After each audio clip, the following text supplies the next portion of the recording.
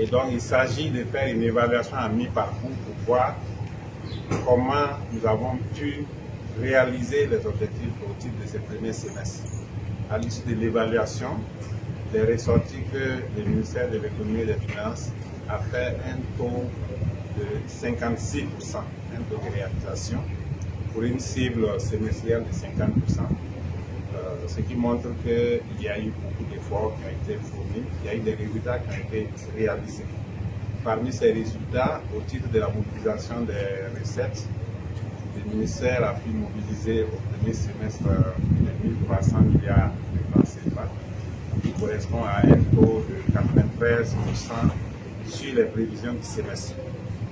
Au titre du Fonds de soutien patriotique, le ministère a mobilisé en fin juin 2023 86 milliards, ce qui correspond à un taux de 86% de l'année, la prévision de l'année. Également, il faut dire qu'il y a eu beaucoup d'autres activités qui ont pu être réalisées, parmi lesquelles nous pouvons citer les activités liées au financement des petites et moyennes entreprises, donc l'accompagnement que le ministère doit apporter pour le financement des petites et moyennes entreprises. Également l'accompagnement que le ministère doit apporter à travers les projets et programmes pour accompagner les personnes déplacées internes à rejoindre leur localité d'origine, parce qu'il faut effectivement arriver à faire des investissements socio-économiques pour accompagner cela.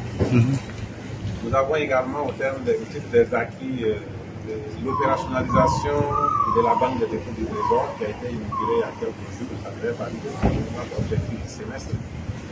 Donc nous pouvons dire que les agents de l'économie, des finances et de la prospective ont fait de leur mieux, malgré les contextes difficiles, pour que les résultats puissent être assimilés. Et ils restent toujours mobilisés pour le semestre à venir, parce qu'il y a encore des grands défis à relever. Parmi ces défis à relever au titre du premier semestre, du second semestre, il y a d'abord le défi de la mobilisation des ressources. On a encore plus de 1400 milliards à mobiliser. Également, il y a le défi lié à un certain nombre d'opérations de dématérialisation que nous devons faire pour encore faciliter donc la vie des Burkinabés, pour le dire aussi simplement. Et pour également faciliter la mobilisation des ressources. Donc parmi les dossiers liés à la dématérialisation, on a la dématérialisation des marchés publics.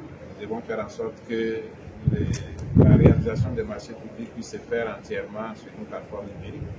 Il y a la numérisation du cadastre qui doit être totale en fin d'année pour permettre d'avoir une meilleure maîtrise du potentiel fiscal de tout ce qui est immobilier.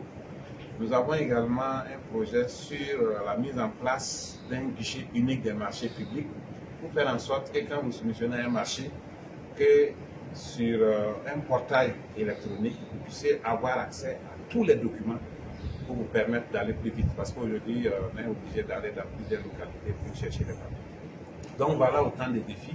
Il y a également la création d'une société nationale de réassurance sur laquelle nous sommes en train de travailler.